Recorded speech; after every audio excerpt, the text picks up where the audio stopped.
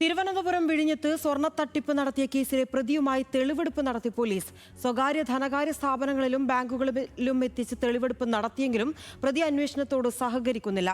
5 വർഷത്തിനിടെ 7.5 കോടി രൂപയുടെ ഇടപാടുകളാണ് പ്രതിയായ സിന്ധുവിന്റെ ബാങ്ക് അക്കൗണ്ടിലൂടെ നടത്തിയതെന്ന് പോലീസ് കണ്ടെത്തി.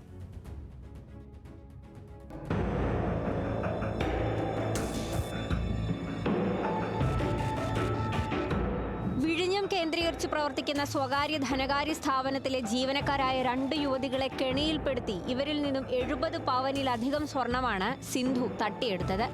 പണയ സ്വർണം തിരിച്ചെടുക്കാൻ കഴിയാതെ തങ്ങൾ വഞ്ചിക്കപ്പെടുകയാണെന്ന് മനസ്സിലാക്കിയ യുവതികൾ മാനസിക വിഷമത്താൽ ജീവൻ ഒടുക്കുകയായിരുന്നു.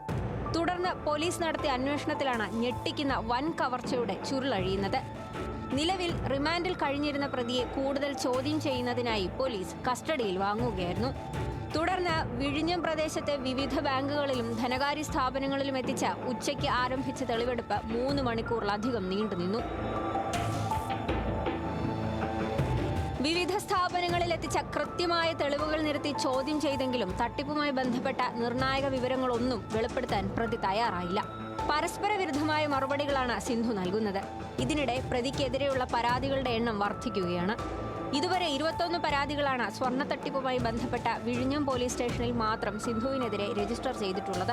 78 പവൻ സ്വർണം സിന്ധു തട്ടിയെടുത്തെന്ന പരാതിയുമായി നേമം സ്വദേശിയാണ് ഒടുവിലായി പോലീസിനെ സമീപിച്ചത്. പ്രതിയുടെ ബാങ്ക് അക്കൗണ്ടുകൾ കേന്ദ്രീകരിച്ച് പോലീസ് നടത്തിയ വിശദമായ പരിശോധനയിലാണ് കഴിഞ്ഞ 5 വർഷത്തിനിടെ 7.5 കോടി രൂപയുടെ ഇടപാടുകൾ നടന്നതായി കണ്ടെത്തിയത്. സാധാരണക്കാരിയായ ഒരു സ്ത്രീയുടെ അക്കൗണ്ടിലേക്ക് ഇത്രയധികം തുക എവിടെ നിന്നാണ് വന്നതെന്ന കാര്യം പോലീസ് ഗൗരവമായി അന്വേഷിക്കുകയാണ്. തലസ്ഥാന ജില്ലയുടെ വിവിധ ഭാഗങ്ങളിൽ നിന്നും സമാനമായ രീതിയിൽ സിന്ധുവിനെതിരെ വൻ സാമ്പത്തിക തട്ടിപ്പ് പരാതികൾ ഉയരുന്ന പശ്ചാത്തലത്തിൽ കേസിന്റെ ഗൗരവം കണക്കിലെടുത്ത് അന്വേഷണം വ്യാഴാഴ്ച ജില്ലാ ക്രൈം റിപ്പോർട്ടേഴ്സ് ബ്യൂറോയ്ക്ക് കൈമാറാൻ ഉന്നത പോലീസ് ഉദ്യോഗസ്ഥർ തീരുമാനിച്ചു. തട്ടിപ്പിൽ കൂടുതൽ പേർക്ക് പങ്കുണ്ടോ എന്നും തട്ടിയെടുത്ത സ്വർണം എവിടെയാണോ മറച്ചുവിറ്റതെന്നും ക്രൈംബ്രാഞ്ച് സംഘം അന്വേഷിക്കും.